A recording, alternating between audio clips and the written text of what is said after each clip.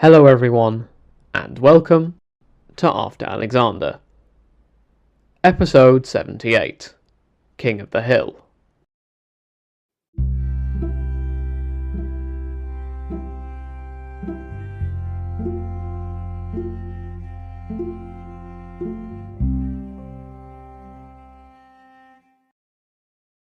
Last time, we introduced the fact that Antiochus wanted a fight with Achaeus to deal with the rebel once and for all. However, we haven't covered much of what Achaeus has been up to recently, nor what Anatolia is currently like.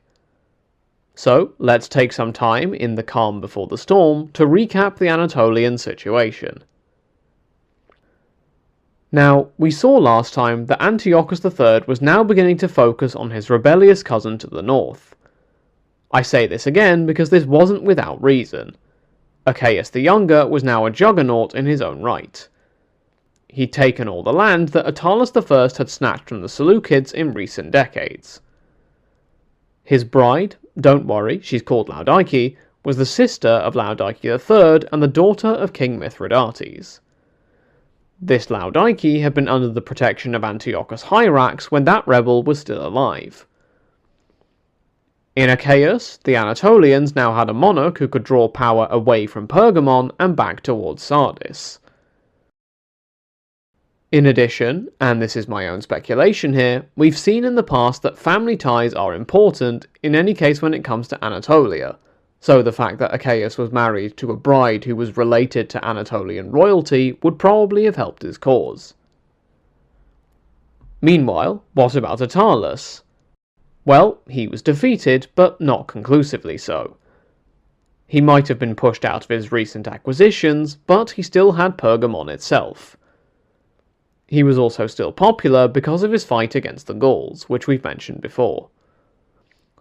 You can see the remaining influence of Pergamon when Byzantium asked both Achaeus and Attalus for help when it was about to fight Rhodes.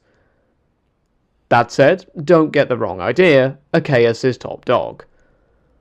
The people of Rhodes were so frightened by the idea that he might help Byzantium that they asked Egypt to set his dad Andromachus free to buy Achaeus' non-intervention.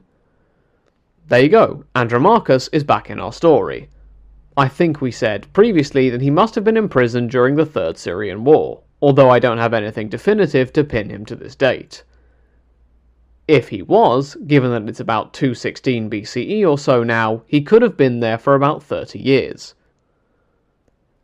Now, Achaeus could still be threatened by Attalus.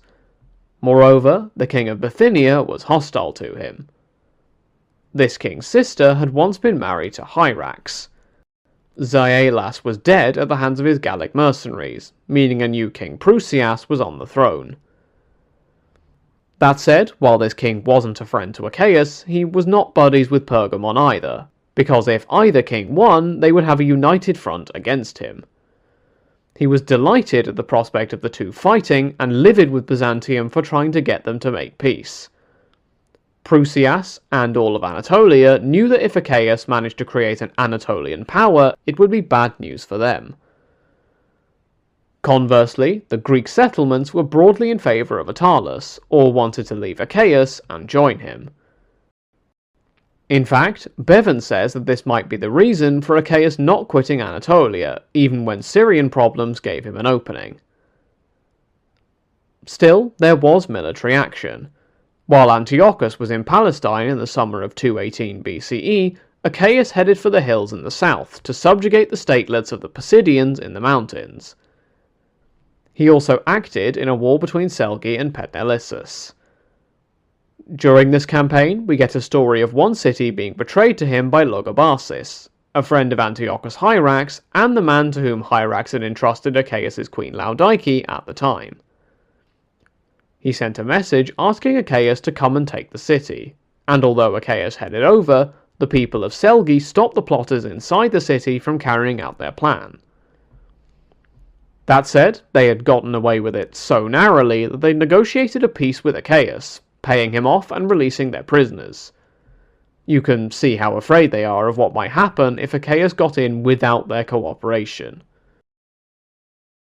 While Achaeus was busy stamping his authority in the area, Attalus showed up with an army, seizing territory as he went. However, he was foiled by an interesting natural phenomenon.